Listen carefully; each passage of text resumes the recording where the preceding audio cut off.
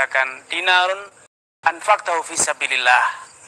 1 dinar, atau kalau kita sekarang 100.000 atau 50.000 yang kau belanjakan untuk perjuangan di jalan Allah, berjihad. Dan juga 1 dinar atau mungkin juga 50.000 yang kau belanjakan untuk memerdekakan budak. 50.000 yang kau belanjakan untuk memberi orang miskin, atau 1 dinar yang kau belanjakan untuk memberi makan orang miskin, dan 1 dinar atau uang yang kau belanjakan untuk menafkahi anak istrimu. Yang paling besar pahalanya ialah yang kau belanjakan untuk menafkahi anak istrimu. Subhanallah. Itulah Islam. Islam mengajarkan agar Anda menjadi orang yang penuh tanggung jawab. Sebagai seorang suami yang penuh bertanggung jawab, menafkahi anak istri Anda. Mereka bukan untuk ditelantarkan. Mereka menjadi tanggung jawab Anda, harus Anda pikul nafkahnya. Anda tanggung jawab memberi kecukupan kepada mereka. Rasulullah SAW mengatakan kafa bil mar'i ithman an yudhayya man ya'ul. Cukup sebagai dosa yang dapat melantarkan Anda, menjerumuskan Anda dalam siksa yang sangat pedih. Kapan? Bila Anda menelantarkan, tidak menafkahi anak istri Anda. Karenanya, pikirkan dengan baik-baik. Bagaimanakah Anda agar mampu menafkahi anak istri Anda dengan cukup? Tidaklah pantas sebagai seorang muslim, seorang mukmin hanya berleha-leha, padahal dia mampu bekerja. Apalagi mencari kambing hitam, 1001 alasan untuk membenarkan sikap menelantarkan nafkah anak istri. Saudaraku, pikirkan bagaimana Anda agar bisa mendapatkan uang untuk menafkahi anak istri Anda. Karena ketika anak istri Anda kecukupan, berarti Anda telah menunaikan tanggung jawab mereka. Namun ketika Anda, padahal Anda mampu bekerja, mampu berusaha, mampu berbuat, namun Anda mencari kambing hitam 1001 alasan. Bisa jadi Anda temukan pengajiankah, atau lelahkah, atau mungkin ini dan itu 1001 alasan. Namun Allah Maha tahu benar atau tidak alasan Anda, jujur atau tidak alasan Anda. Ketika Anda terbukti tidak jujur, Anda tidak serius, maka itu adalah dosa besar yang dapat menjerumuskan Anda dalam siksa neraka. Namun ketika Anda sukses menafkahi anak istri Anda sehingga mereka berkecukupan, maka itu menjadi ladang pahala. Ingat, percayalah, mulut istri Anda, mulut anak-anak Anda itu adalah ladang pahala bagi Anda. Suatu hari Rasulullah SAW menjenguk sahabat Sa'ad ibn Abi Waqqas radhiyallahu ta'ala anhu yang sedang menderita sakit parah. Namun sahabat Sa'ad bin Waqqas adalah salah seorang konglomerat di kalangan para sahabat, memiliki harta yang melimpah. Beliau sebagai seorang mukmin, seorang muslim yang paham, beliau bertanya kepada Rasulullah, "Ya Rasulullah, aku memiliki harta yang melimpah sedangkan aku sedang dalam kondisi sakit parah seperti yang kau lihat ini. Bolehkah aku wasiatkan semua, aku sedekahkan semua hartaku di jalan Allah? Karena ahli warisku hanya ada satu, yaitu satu orang putri yang dia akan dinikahi oleh seorang lelaki dan pasti dia akan mencukupi kebutuhannya. Sehingga tidak perlu aku beri dia warisan. Tidak ada hemat, tidak ada untungnya kalau saya menyisakan hartaku untuknya seorang diri." Namun Rasulullah SAW tidak merestui keinginan Sa'ad bin Waqqas. Beliau mengatakan, "Innaka antadhara warathataka aghniya khairun laka min antadharahum 'alatan yatakaffafun nas." Wahai Sa'ad, ketika engkau mampu meninggalkan anak keturunanmu kaya raya, memiliki harta yang melimpah, itu lebih baik dibanding engkau meninggalkan mereka dalam kondisi miskin, papa tidak punya apa-apa, sehingga mereka yatakaffafunan nas, mereka meminta-minta kepada orang lain. Karenanya Sa'ad bin Waqqas kemudian menawar, "Bolehkah aku menafkahkan, membelanjakan, menginfakkan separuh hartaku?" Dan mengatakan, "Separuh tidak." Kembali Sa'ad menawar lagi, "Bagaimana kalau sepertiga?" Kata Nabi, "Sepertiga boleh, namun sepertiga itu masih terlalu banyak." Kemudian Rasulullah SAW memberikan alasan yang telah saya sampaikan di atas. "Innaka antadhar warathataka aghniya." Wahai Sa'ad, kalau engkau mampu meninggalkan anak cucumu dalam kondisi kaya raya, itu lebih baik dibanding engkau tinggalkan mereka dalam kondisi miskin. Kemudian Rasulullah SAW mengatakan, innaka lan tunfiq nafaqatan, wahai Sa'ad, tidaklah engkau menafkahkan satu nafkah, hatta luqmata taj'aluha fi fimra'atik illa ujirta 'alaiha. Tidaklah engkau menafkahkan satu nafkah tahtasibuha indallah, yang kau mengharapkan pahalanya dari sisi Allah Subhanahu wa taala, kecuali engkau akan mendapatkan pahala atasnya. Sampai pun sesuap nasi, sesuap makanan yang engkau suapkan, engkau berikan kepada istrimu, itu adalah pahala bagimu. Karena sadarilah, mulut istri Anda, mulut putra putri Anda, ladang pahala bagi Anda. Jangan engkau sia-siakan hanya karena satu dua alasan.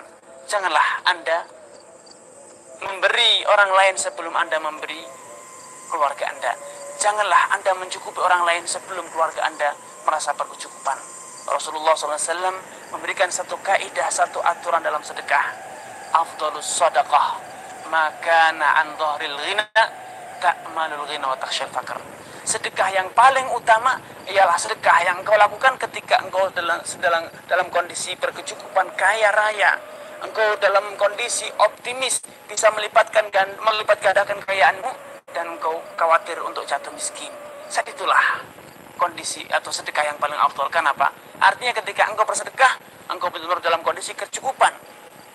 Namun ketika Anda bersedekah dalam kondisi miskin, kekurangan, maka ini tidak pantas untuk Anda lakukan. Suatu hari datang seorang lelaki, datang kepada Rasulullah SAW, ya Rasulullah, khudh hadhihi, asabtu baydatan min dhahabin. Ya Rasulullah, aku mendapat bagian dari rampasan perang sebesar satu telur emas.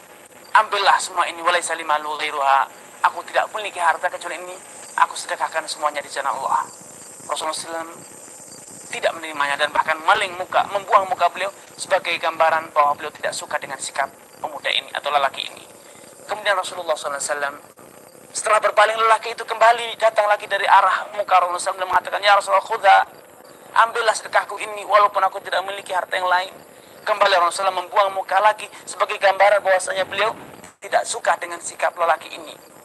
Kemudian lelaki ini karena masih belum percaya, dia semangat untuk bersedekah.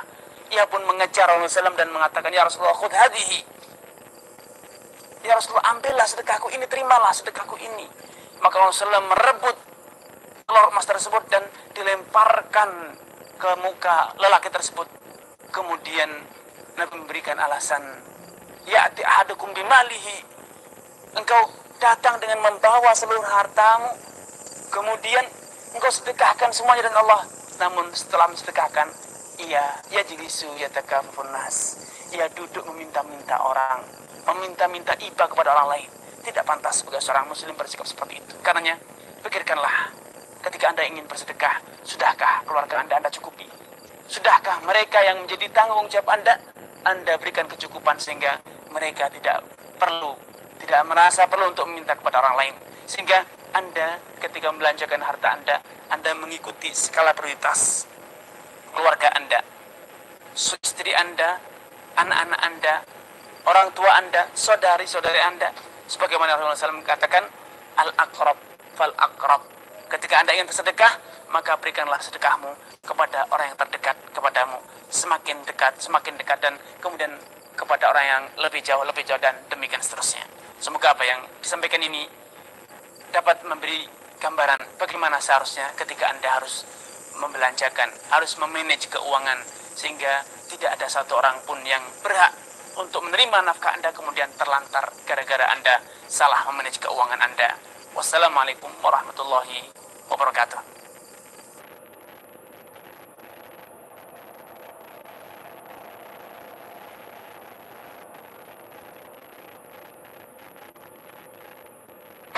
Anas Malik dia mengatakan, tidaklah aku melihat kaum muslimin merasakan gembira setelah dia mendapatkan Islam melebihi dari apa yang disampaikan oleh Nabi ini.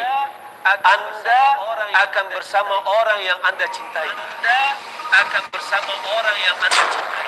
Zaman sekarang Bapak Ibu, banyak anak-anak kita yang mencintai orang-orang barat. Banyak anak-anak kita mencintai pemain bola. Banyak anak-anak kita yang gadis yang mencintai artis-artis. Sebagian orang yang sudah fan merasa histeris ketika dia melihat orang yang dicintainya itu datang. Coba kalau seandainya artis datang ke sini, begitu ada yang sudah memfannya betul-betul dia kadang-kadang berpelukan, dia bukan mahram. أعوذ بالله من الشيطان الرجيم قل إن كنتم تحبون الله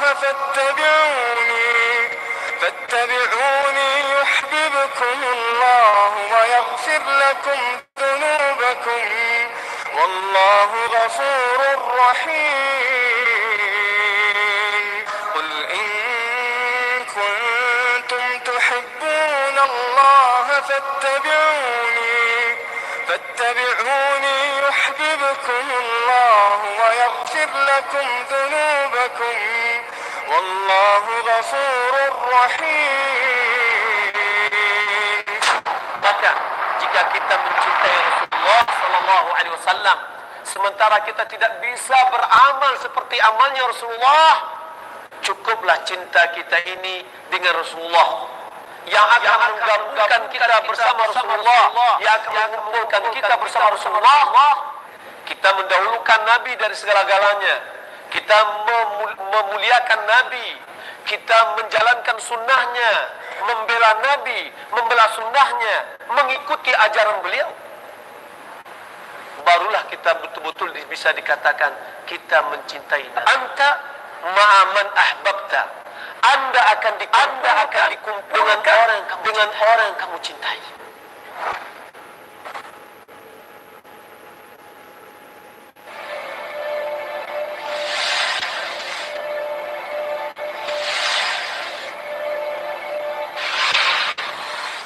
Bismillahirrahmanirrahim. Hampir semua dari yang hidup di muka bumi ini, dia pernah mendapatkan masalah.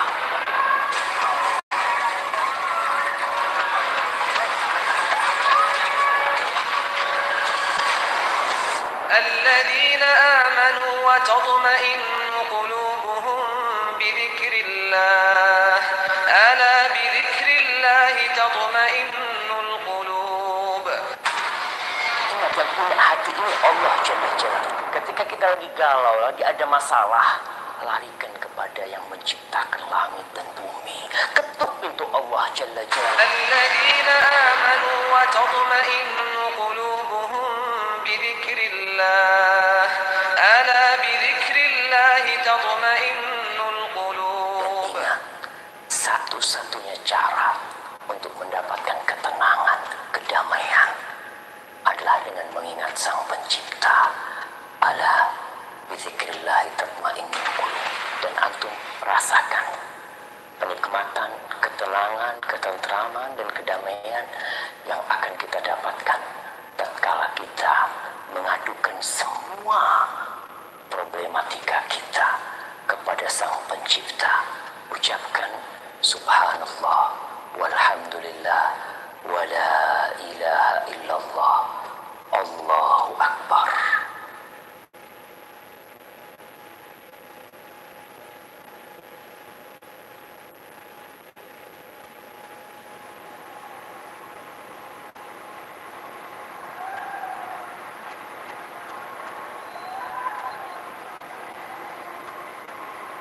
Bismillahirrahmanirrahim. Assalamualaikum warahmatullahi wabarakatuh. Alhamdulillah wassalatu wassalamu ala Rasulillah wa ala alihi wa sahbihi wa man walah. Amma ba'd. Ikhwani wa akhwati fillah, a'azzakumullah. Dalam Al-Qur'an surat Al-Ghashiyah, Allah Subhanahu wa ta'ala berfirman, "Afala yanzuruna ila al-ibili kaifa khuliqat wa ila as-sama'i kaifa rufi'at wa ila al-jibali kaifa nusibat wa ila al-ardi kaifa sutihat." Artinya, tidakkah mereka memperhatikan kepada unta bagaimana ia diciptakan dan kepada langit bagaimana ia ditinggikan Dan kepada gunung-gunung bagaimana ia ditegakkan dan dipancangkan. Dan kepada bumi bagaimana ia dihamparkan. Dalam tafsirnya Al-Imam Ibnu Katsir rahimahullahu ta'ala, demikian juga Al-Imam Zakaria Al-Ansari, salah seorang murid dari Al-Hafidh Ibnu Hajar, dalam kitab beliau yang bernama Fathur Rahman bi Kashfi ma yaltabisu fil Quran, menjelaskan mengapa Allah menyebutkan keempat hal ini, yaitu unta, langit, gunung, dan bumi. Kita tahu bahwasanya bangsa Arab yang Allah turunkan Al-Quran kepada mereka dan dengan bahasa mereka adalah bangsa yang nomaden atau gemar berkelana. Dan ketika seseorang itu berkelana, maka empat hal inilah yang selalu mengiringinya. Bila ia melihat kepada yang dia tunggangi, maka dia akan melihat unta. Dan bila ia melihat ke atas, dia akan melihat langit. Bagaimana yang demikian tinggi, tanpa ada tiang sedikit pun yang memikulnya. Dan bila ia menoleh ke kanan maupun ke kiri, dia akan melihat gunung-gunung. Dan bila dia melihat ke bawah, dia akan melihat bumi. Allah Subhanahu wa ta'ala mengajak kita untuk berfikir dan merenungkan ada apa di balik empat hal ini. Dan keempat hal ini adalah salah satu dari sekian banyak tanda-tanda kebesaran Allah Subhanahu wa ta'ala.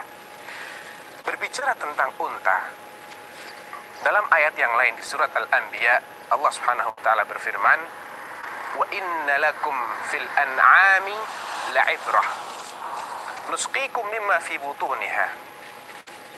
Bagi kalian pada Al-An'am, yaitu hewan-hewan ternak, baik dari jenis unta, sapi maupun kambing, la'ibrah, sungguh ada ibrah, ada pelajaran. Nusqikum mimma fi butuniha, kami memberi kalian minuman, yakni susu dari apa yang ada dalam perut hewan ternak tersebut. Walakum fiha manafi'u katsirah, dan bagi kalian terdapat manfaat yang banyak pada binatang ternak tersebut. Wa minha ta'kulun, dan ada di antaranya yang kalian makan. Setelah itu Allah mengatakan wa 'alaiha wa 'alal fulki tuhmalun. Di atasnya, yakni di atas unta, wa 'alal fulk, dan di atas bahtera, malun, kalian diangkut. Mengapa Allah kaitkan antara unta dengan bahtera? Ada apa? Di mana sisi kemiripan antara unta dengan bahtera? Bila kita perhatikan bagaimana seekor unta berjalan, kita akan dapatkan bahwa dia memiliki cara jalan yang istimewa yang tidak dimiliki oleh hewan ternak lainnya, baik sapi maupun kambing. Ketika seekor unta berjalan atau berlari, maka dia akan menggerakkan kaki kanan dan tangan kanannya secara beriringan. Kemudian bergantian dengan kaki kiri dan tangan kirinya secara serempak pula. Lain halnya dengan sapi maupun kambing yang menggerakkan kaki dengan tangan secara bersilangan. Oleh karena itu, ketika dia berjalan, bila kita lihat dari depan, dia akan terhuyung-huyung, terombang-ambing. Demikian juga orang yang menungganginya, dia akan terombang-ambing. Sebagaimana ketika seseorang berada di atas bahtera. Itulah rahasia di balik mengapa Allah mengaitkan unta dengan bahtera. Ketika berbicara tentang unta, binatang yang sangat akrab dengan bangsa Arab secara umum, ya, maka kita akan mendapati sekian banyak tanda kebesaran Allah. Menurut hasil penelitian yang dipublikasikan oleh Badan Internasional tentang Mukjizat Ilmiah dalam Al-Quran dan Sunnah, ternyata unta memiliki banyak keistimewaan yang tidak dimiliki oleh hewan manapun. Oleh karena itu dia menjadi kendaraan yang paling ideal dalam menempuh perjalanan, terutama di daerah yang gersang seperti ini di padang pasir. Seekor unta mampu berjalan setiap harinya sejauh 50 mil, ya, selama 5 hari berturut-turut, tanpa makan dan tanpa minum. 50 mil selama 5 hari berturut-turut, ya ini 250 mil, sama dengan jarak antara Mekah dengan Madinah. Dan dia mampu mengangkut barang bawaan hingga setengah ton tiap ekornya. dengan barang bawaan seberat itu dia mampu berjalan setiap harinya sejauh 20 mil selama 3 hari berturut-turut tanpa makan dan tanpa minum. Ini merupakan sesuatu yang luar biasa. Dan demikian Allah telah menciptakan seekor unta dengan kekuatan yang luar biasa, dengan tubuh yang demikian tinggi dan kuat, sehingga mampu bertahan dalam gersangnya dan serba sulitnya kondisi padang pasir, ya, untuk berkhidmat bagi kepentingan manusia. Oleh karena itu dalam ayat yang lain dalam surat Ghafir, Allah berfirman, Allahul ladzi ja'ala lakumul an'ama litarkabu minha wa minha ta'kulun. Allah lah yang menciptakan bagi kalian binatang ternak, unta, sapi maupun kambing, ya, agar kalian menungganginya. Tentu yang ditunggangi dari ketiga macam ini hanyalah unta. Wa minha ta'kulun, dan untuk dimakan. Walakum fiha manafi'u walitablughu 'alaiha hajatan fi sudurikum. Pada binatang ternak itu kalian mendapatkan berbagai macam manfaat, demikian pula agar binatang ini menghantarkan kalian kepada apa yang menjadi hajat kalian. Wa 'alaiha wa 'alal fulki tuhmalun. Sama dengan ayat sebelumnya. Seekor unta dia mampu bertahan hingga berminggu-minggu tanpa minum sedikit pun. Dan bahkan disebutkan bahwa ketika dia minum, dia mampu meminum 200 liter air dalam 3 menit. Subhanallah. Ternyata luar biasa. Tidak hanya ketahanan tubuhnya yang luar biasa, namun dari hasilnya pun, susunya itu, dia mampu mencukupi orang-orang yang hidup di padang pasir terhadap kebutuhan vitamin-vitamin mereka. Sehingga seorang Arab Badui, dia mampu mencukupi kebutuhan vitaminnya hanya dengan minum susu unta, ya, karena dia mengandung vitamin yang jumlahnya jauh lebih besar daripada yang dikandung oleh sapi maupun kambing. Di samping itu, susu unta juga merupakan susu yang kaya dengan zat-zat yang dibutuhkan oleh tubuh kita, ya, dan dia tidak mudah untuk menjadi basi, sehingga orang yang hidup di daerah seperti ini tidak perlu dia menyimpannya dalam lemari es, ya. Namun selama sekian hari dia bisa bertahan.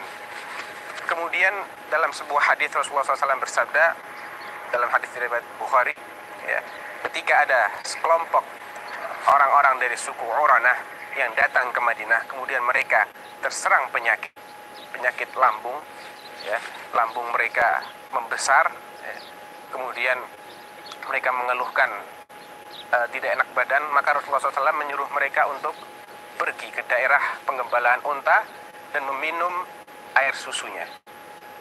Ya, ini juga merupakan salah satu mukjizat yang kemudian disingkap bahwasanya susu unta itu sangat efektif dalam mengobati penyakit-penyakit yang berhubungan dengan lambung, ya.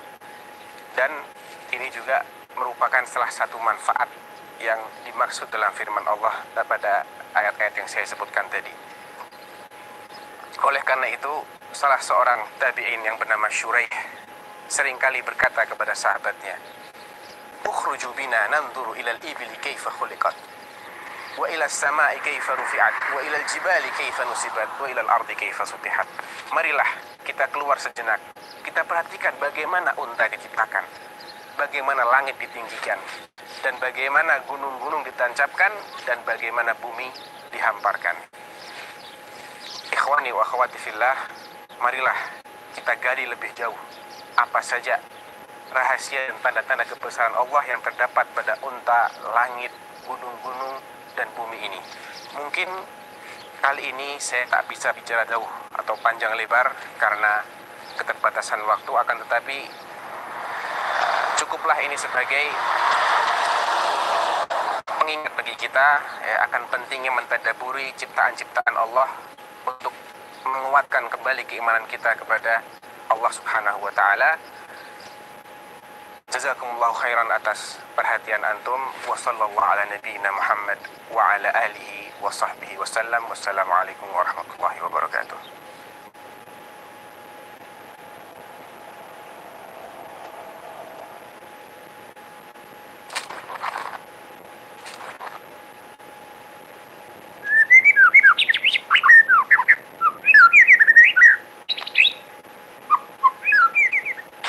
Ustaz, ya, sebagai anak muda nih Ustaz ya. Antum masih muda ya? Oh iya Ustaz, muda pada waktunya. Jadi kita ini kan punya banyak energi nih, Ustaz. Iya. Bawaannya pengen gerak aja ya. Iya. Ya walaupun banyak anak muda yang mager, tapi kita berbicara tentang potensi anak muda yang tenaganya lebih gede daripada anak yang masih kecil, daripada orang yang tua. Efek dari itu kan akhirnya banyak yang melakukan aktivitas, kegiatan, sehingga apalagi kalau dia sudah hijrah ya Ustaz, sehingga kecenderungan untuk bergeraknya itu ke arah yang positif, yang agamis. Contohnya jadi panitia kajian, contohnya yang berbuat amal lah, amalia ya, yang ingin membuktikan bahwa dia ada jalan hijrah. Iya. Nah, sebenarnya harusnya seperti apa sih Ustaz? Karena kan sebenarnya agama ini kan amal ini kan harus dengan ilmu Ustaz. Betul. Nah, sebenarnya nasihat yang paling bagus buat anak muda kayak anak gini yang lagi energi. Iya, Masya Allah. Ya. Bismillah, walhamdulillah, wassalatu wassalamu ala rasulillah. Masa muda adalah masa yang istimewa. Dari sudut manapun berbicara tentang pemuda selalu istimewa. Terlebih bagaimana Al-Quran, As-Sunnah memposisikan pemuda ini pada sesuatu yang sangat dahsyat sekali. Al-Quran berbicara tentang satu surat, bahasanya tentang pemuda. Masya Allah. Apa itu surat Al-Kahfi? Ashabul Kahfi. Juga hadis-hadis dari Rasulullah SAW tentang pemuda. Ya, itu sangat menarik sekali. Salah satunya Rasul mengatakan di antara 7 yang Allah berikan naungan pada hari kiamat nanti, salah satunya itu asyab nasyabi ibadatillah, pemuda yang tumbuh besar dalam ketaatan kepada Allah.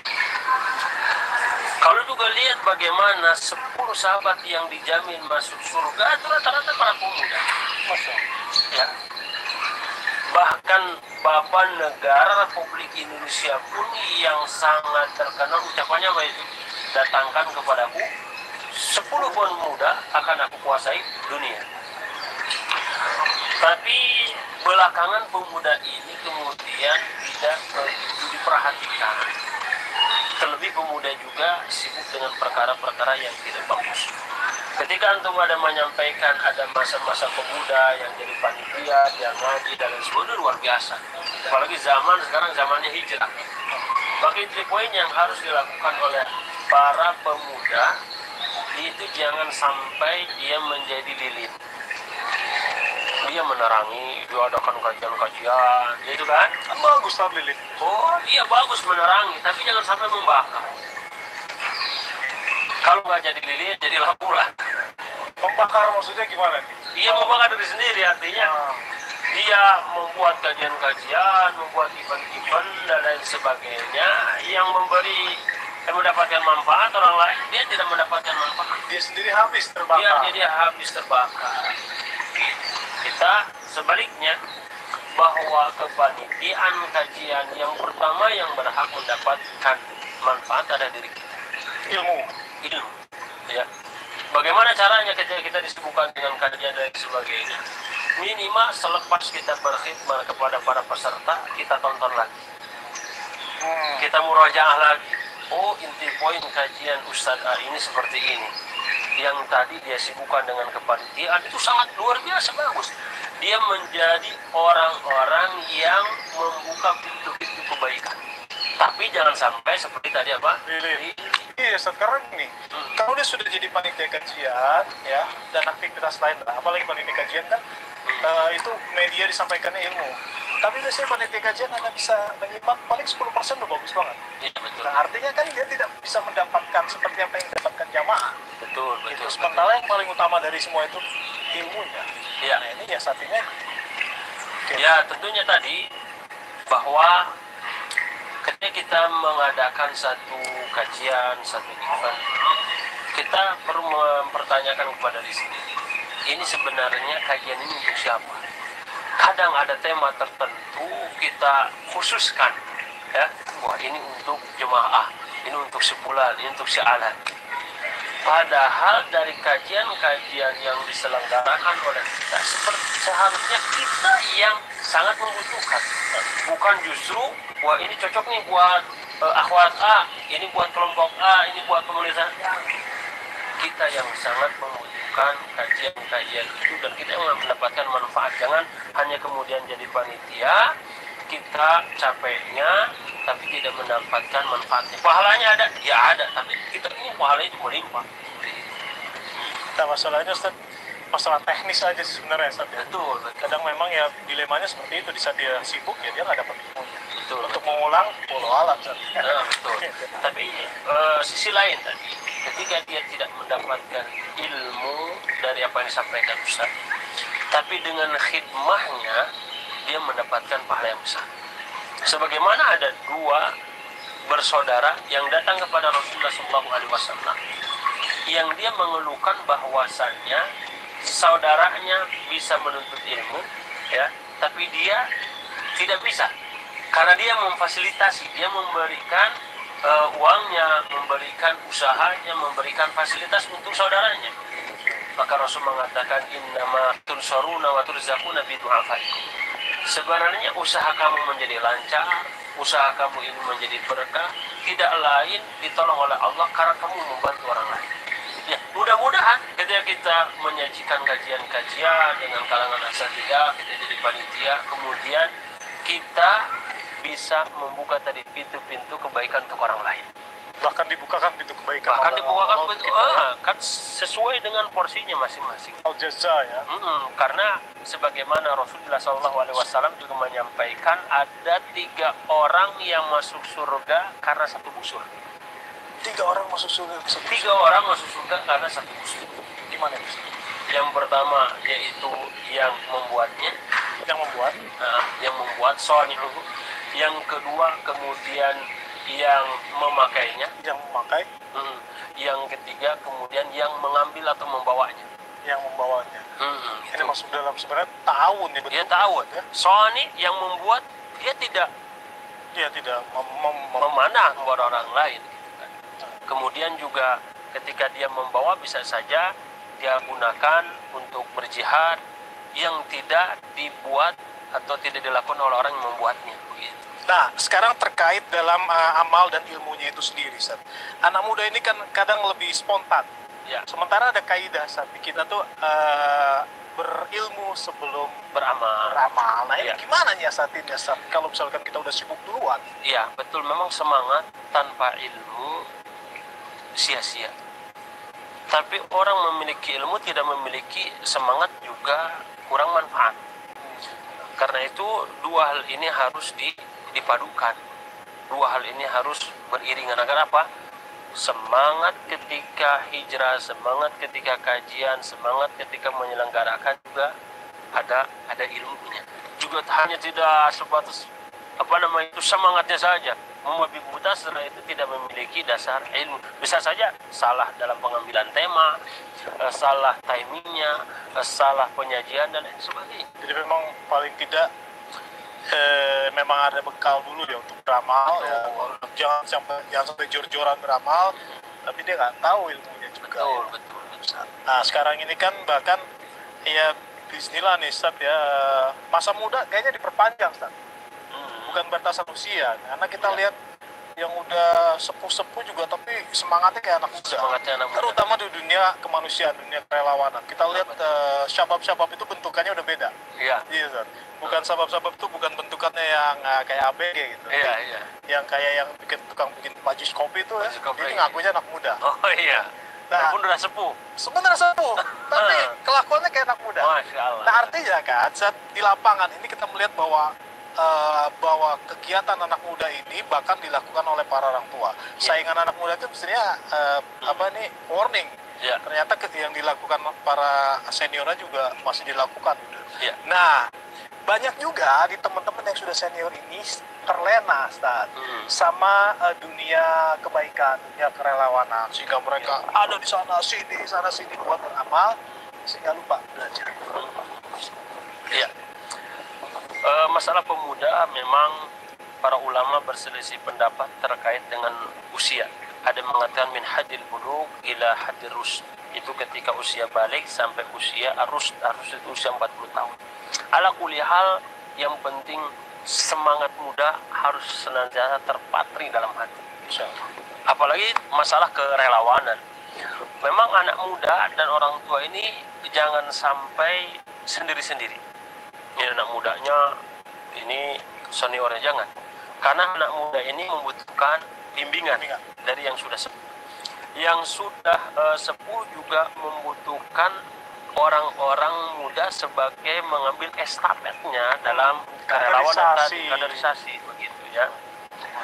Karena itu terkait dengan orang yang sudah mungkin melakukan beragam aktivitas kebencanaan kesana kemari sampai ia tidak ada waktu mungkin untuk menuntut ilmu. Solusinya adalah kita harus memahami kebutuhan ilmu yang sifatnya fardu ain. Yang rukun Islam, skala prioritas.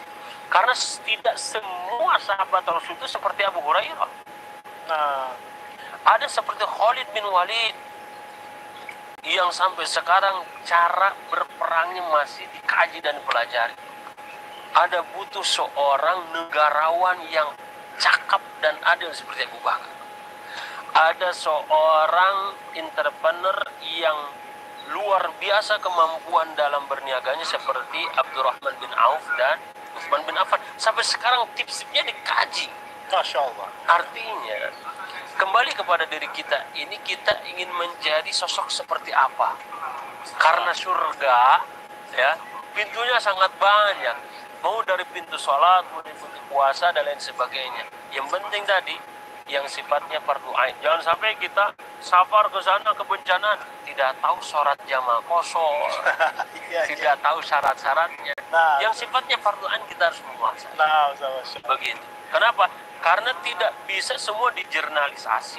Sama jempol saja, jari jemari ini akan semakin kuat ketika masing-masing memiliki fungsi yang berbeda-beda. Masya Allah. Begitu. Jadi sahabat-sahabat yang terjun ke relawanan yang berkaitan dengan hal fardu ain itu harus kita kuasai.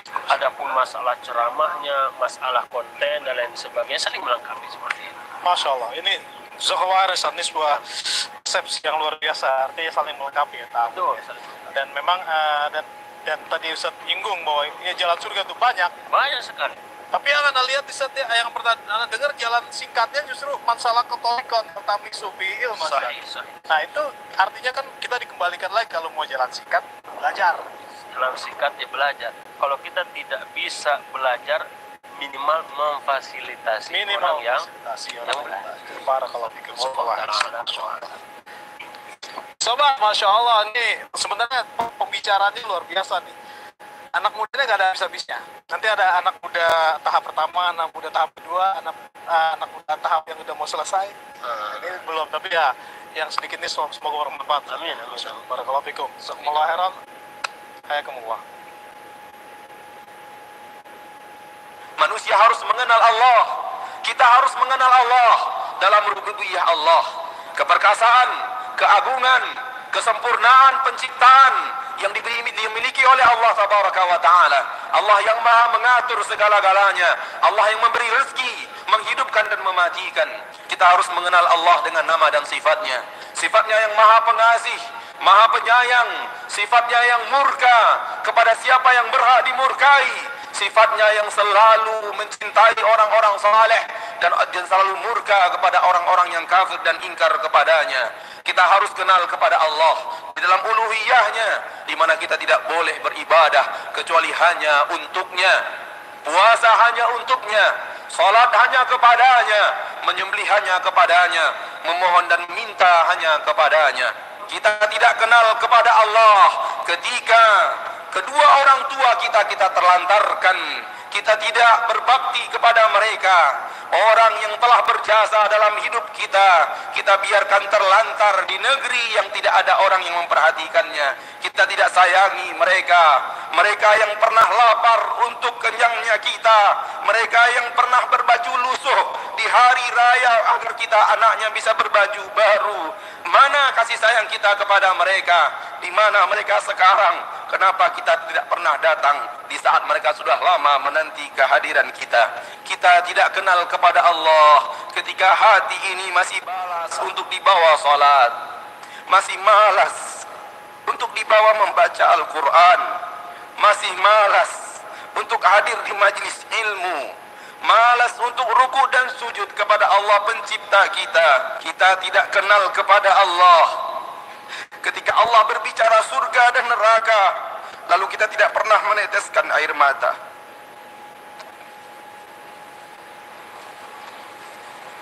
Kita tidak kenal kepada Allah. Ketika Allah berbicara surga dan neraka, lalu kita mendengarnya tanpa sedikit pun pernah meneteskan air mata. Allah berfirman, "Idza tutla 'alaihim ayatul Rahman, kharru sujjadan wa bukiya." Apabila dibacakan kepada mereka ayat-ayat Allah yang Maha Pengasih, maka mereka akan tersungkur, sujud, dan mereka menangis.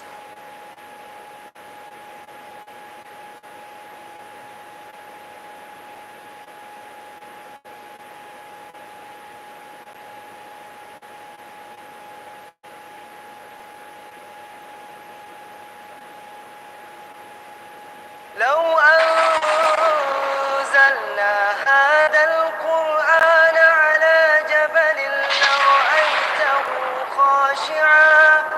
لرأيته خاشعا متصدعا من خشية الله وتلك الأمثال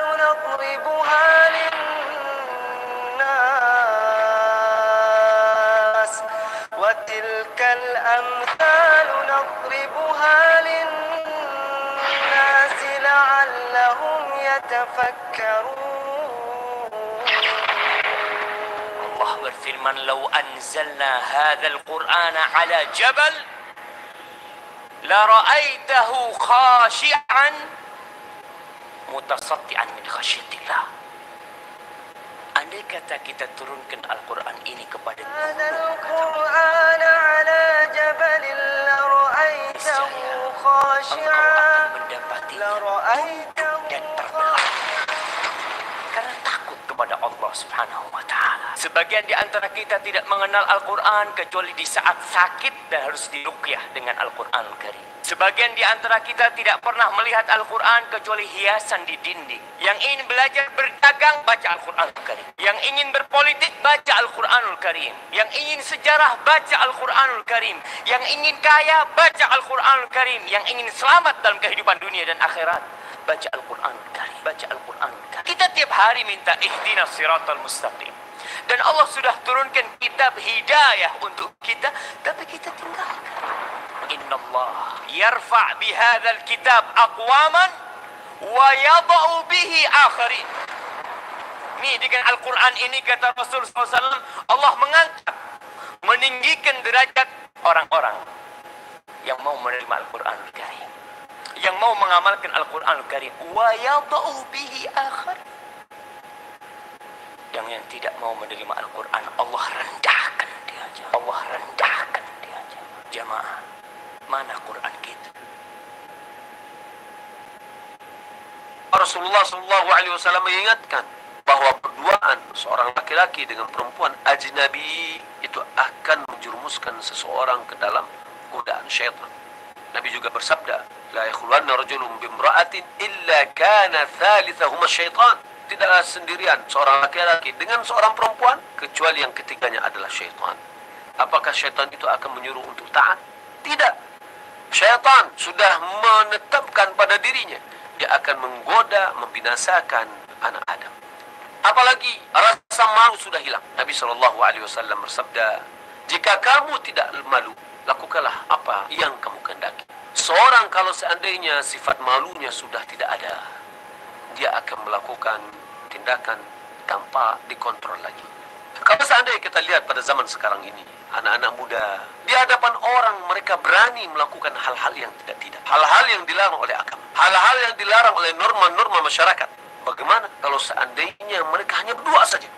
Apa yang akan mereka lakukan? Mereka mau bersembunyi. Yang itu semua adalah kemungkaran yang harus bagi kita masyarakat muslim berusaha untuk menghilangkan itu. Karena perbuatan tersebut akan mengundang musibah, akan mengundang bencana yang akan didatangkan oleh Allah Subhanahu wa taala. orang yang memberikan fasilitas untuk bagaimana muda-mudi ini enjoy, senang, berduaan, sehingga mereka lebih leluasa melakukan tindakan-tindakan yang tidak baik, berarti pemiliknya sudah ikut campur bagaimana bisa merusak generasi ini. Bismillah, walhamdulillah, wassalatu wassalamu ala rasulillah, la hawla wa la quwata illa billah. Pemirsa Surau TV yang dimiliki Allah Subhanahu wa taala, di belakang kita ada lautan. Lautan adalah merupakan tanda-tanda kebesaran Allah Subhanahu wa taala. Mari kita mengambil pelajaran-pelajaran daripada lautan yang Allah bentangkan. Pemirsa sekalian, lautan tidak akan pernah menjadi indah kecuali ada padanya ombak. Jika dia tenang, tak berombak, dan begitu seterusnya, maka tiada keindahan laut. Tapi deburan ombak ketika menghantam bibir pantai menciptakan berbagai macam keindahan suara alami. Lihatlah bagaimana derunya ombak. Dan bayangkan bagaimana ombak yang datang bergulung-gulung. Begitulah kira-kira kehidupan manusia ini. Ombak adalah merupakan simbol daripada kehidupan anak manusia, kehidupan anak Adam. Terkadang dia di atas ombak, terkadang dia di bawah ombak. Begitu pula lah dengan kehidupan di dunia ini. Terkadang seseorang berada di atas gelimang kenikmatan, gelimang kekayaan, gelimang kekuasaan. Dan suatu saat dia akan terpuruk, hilang daripadanya segala sesuatu. Hilang kekuasaan, hilang jabatan, hilang harta benda. Karena dunia tidak ada yang abadi. Pemirsa sekalian, oleh karena itu tatkala Anda melihat dunia ini tak ada yang berketetapan, ya, segalanya berubah. Lautan berubah, terkadang tenang, terkadang berombak. Demikian juga kehidupan manusia, senantiasa berubah, kadang di atas, kadang di bawah. Subhanallah. Oleh karena itu, janganlah kita jadikan dunia ini sebagai tujuan kehidupan, karena dia bukanlah tujuan dalam hidup ini. Dia hanyalah merupakan jembatan yang di atasnya kita akan berjalan menuju satu tujuan. Dialah negeri akhirat. Pemirsa Surau TV Allah muliakan, di atas lautan ini Anda melihat banyak bahtera-bahtera di laut. Kapal-kapal kecil, kapal-kapal besar, subhanallah. Dan kita yakin setiap kapal ini punya tujuan. Kau lihat di belakang sana ada pulau yang indah. Di pulau tersebut ada bibir pantai, ada pasir yang putih. Sebagian kapal-kapal tersebut ada yang menuju pulau impian, pulau harapan. Orang mukmin meyakini pulau pemberhentian mereka, pulau impian mereka, pulau harapan mereka adalah negeri akhirat, bukan dunia yang fana yang berubah-ubah ini. Hari ini kau sehat, besok kau sakit. Hari ini kau tersenyum, besok kau menangis. Hari ini engkau tertawa, terpingkal-pingkal, besok engkau merintih. Itulah dunia. Tidak ada yang berketetapan. Kalaulah ada yang berketetapan, maka sesungguhnya negeri akhiratlah yang berketetapan. Oleh karena itu, pemirsa Surau TV, ada pesan yang begitu indahnya daripada seorang yang begitu bijak, Luqman Al-Hakim. Ya Allah buat namanya dalam Al-Quranul Karim. Dia berpesan kepada anaknya. Ya, dia berpesan kepada putranya, dan ini pesan untuk kita semua. Kata dia, ad-dunya bahrun amikun. Dunia ini bagaikan lautan yang dalam, samudra yang dalam. Waqad ghariqa fihi unasun katsirun. Dan sungguh lautan yang dalam ini telah banyak menenggelamkan manusia dalamnya. Faj'al safinataka fiha taqwallah. Jika engkau ingin selamat, tak tenggelam dalam lautan, hendaklah engkau naiki bahteramu, pacu perahumu, dan perahu ini akan menamankanmu sehingga sampai ke pulau impian, dan tujuan adalah taqwallah. Maka barang siapa yang naik perahu, ya, mengendarai lautan, ingin sampai kepada tujuan impian, dan dia berbekal takwa, dialah yang akan sampai kepada tujuan. Dan Allah Subhanahu wa taala senantiasa merintahkan kita berbekal takwa. Kata Allah, "Wa tazawwadu fa inna khairaz zadi taqwa." Berbekallah kalian semuanya sebaik-baik bekal, dialah takwa. Pemirsa surah TV ini Allah Subhanahu wa taala, takwa adalah engkau berupaya mengerjakan perintah-perintah Tuhanmu. Jangan berharap pada ganjaran daripada Allah Subhanahu wa taala dengan ilmu yang diajarkan oleh Rasulmu, dan engkau senantiasa berupaya menghindari segala macam larangan-larangan Tuhanmu. Engkau khawatir dengan azabnya, ancamannya. Di atas ilmu dari Rasulmu yang mulia SAW, itulah sebaik-baik bekal untuk sampai ke pulau tujuan dan impian negeri akhirat. Oleh karena itu, selalu perbaikilah bekalmu, selalu siapkanlah bekalmu, tambah bekalmu agar engkau tak terputus di tengah lautan, agar kau sampai ke pulau impian. Bekal itu adalah takwa. Wallahu ta'ala alam. Assalamualaikum warahmatullahi wabarakatuh. بسم الله الرحمن الرحيم وما من دابة في الأرض إلا على الله رزقها ويعلم مستقرها ومستودعها كل في كتاب مبين. Kemanapun kita lari, tiga hal ini akan mengikuti kita. Berusaha kita menghindarinya, dia akan menjumpai kita. Karena Allah telah menjanjikan baik dalam kitabnya maupun melalui lisan Rasulnya. Hal yang pertama tentang rezeki. La takhaf. Jangan khawatir. Jangan ragu. Jangan khawatirkan tentang keadaan rezeki kita. Rezeki tidak akan mungkin lari dari kita. Qala al-Imam Hasan al-Basri, "Law kana ar-rajulu yafirru min rizqi alladhi kataba Allah Ta'ala alaihi, wallahi kana rizquhu yattabi'uhu." Seandainya ada seseorang berusaha lari meninggalkan rezeki yang telah Allah tuliskan baginya, rezeki tetap akan membuntuti dia. Tidak ada rezeki yang lari dari manusia. Sekalipun orang itu berusaha lari dari rezeki tersebut, karena Nabi mengatakan dalam hadis yang sahih, "Inna ahadakum yujma'u khalqu fi batni ummi 40 yawman nutfatan summa yakunu 'alaqatan misla dhalik summa yakunu mudghatan misla dhalik." Seorang di antara kalian diciptakan dalam perut ibunya 40 hari pertama berupa air, diikuti 40 hari yang kedua berupa gumpalan darah, dan 40 hari yang ketiga berupa gumpalan daging. Fayursalu ilaihil malak, Allah utus malaikat dalam perut ibunya. Fayanfuhu birru, ditiupkan ruh kepada janin yang ada di dalamnya. Wa yu'maru bikatbi rizqi wa ajali, Allah perintahkan tulis rezekinya. Maka bila demikian keadaannya, beramallah kebaikan, berbuatlah kebaikan, dan jangan takut mengamalkan kebajikan. Rezeki tidak akan menjauhi orang-orang yang berbuat kebaikan. Demi Allah, rezeki mendatangi orang yang buruk, maka rezeki juga akan mendatangi orang-orang yang saleh. Nabi berpesan kepada kita, "Fa'idha talabtum fa'ajmilu at-talaba." Bila engkau mencari rezeki, cari rezeki yang halal. Cari sesuatu yang diridhoi oleh Allah. Usia kita pendek.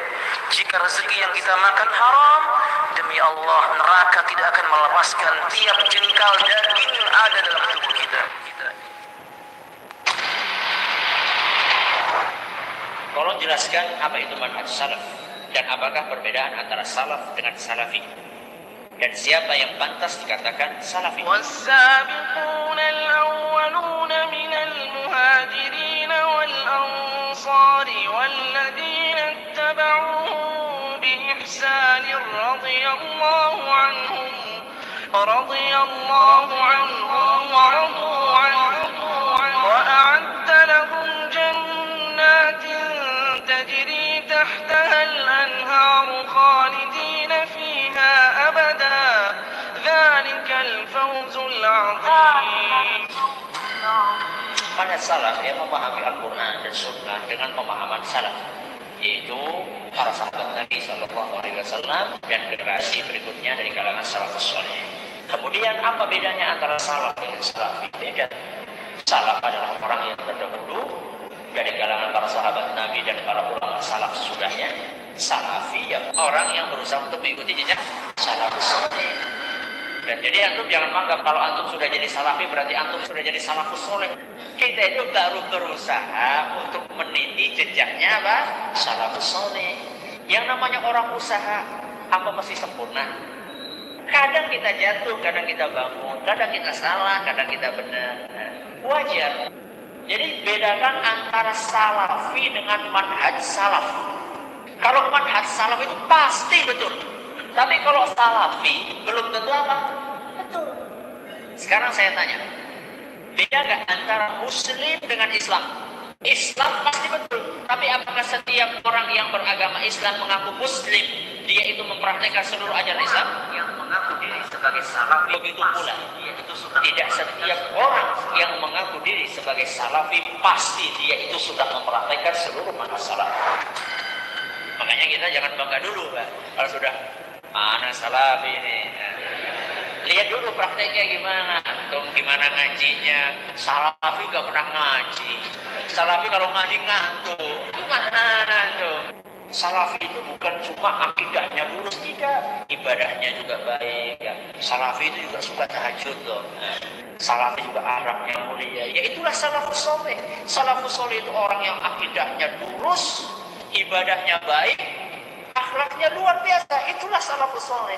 Jadi kalau kita ingin mengikuti jejak mereka, seperti itulah mengikuti jejak mereka. والسابقون الأولون من المهاجرين والأنصار والذين اتبعوهم بإحسان رضي الله عنهم ورضوا عنه وأعد لهم جنات تجري تحتها الأنهار خالدين فيها أبدا ذلك الفوز العظيم. Jika kita ingin terhindar dari api neraka, jaga solat kita. Solat 5 waktu. Kita ajak anak-anak kita. Allah Subhanahu wa taala katakan, "Wa'mur ahlaka bis-salati wastabir 'alaiha." Perintahkanlah keluargamu untuk mengerjakan solat dan bersabarlah di dalam memerintahkan.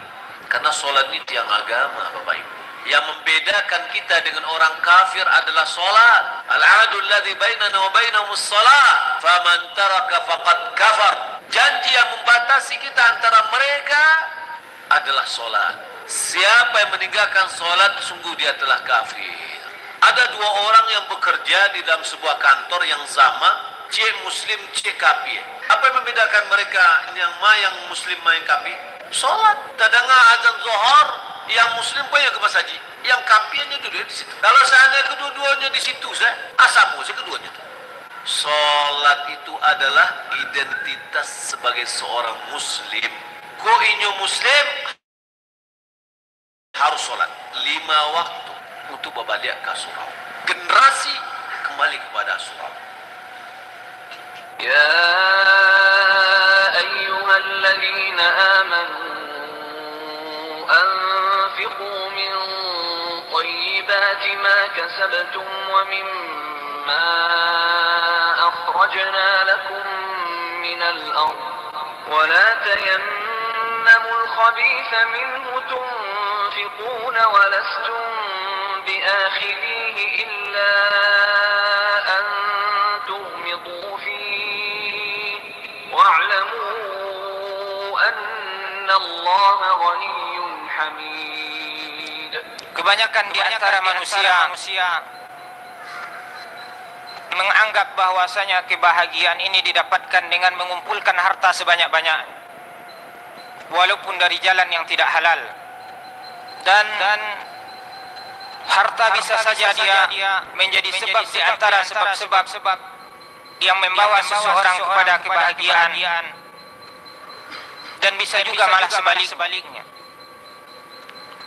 Harta ibarat pisau yang bermata 2, bisa bermanfaat bagi seseorang dan bisa memudaratkan seseorang. Dan ini adalah kebanyakan pandangan manusia. Mereka mengatakan dan melihat bahwasanya kebahagiaan tidaklah dicapai kecuali dengan mengumpulkan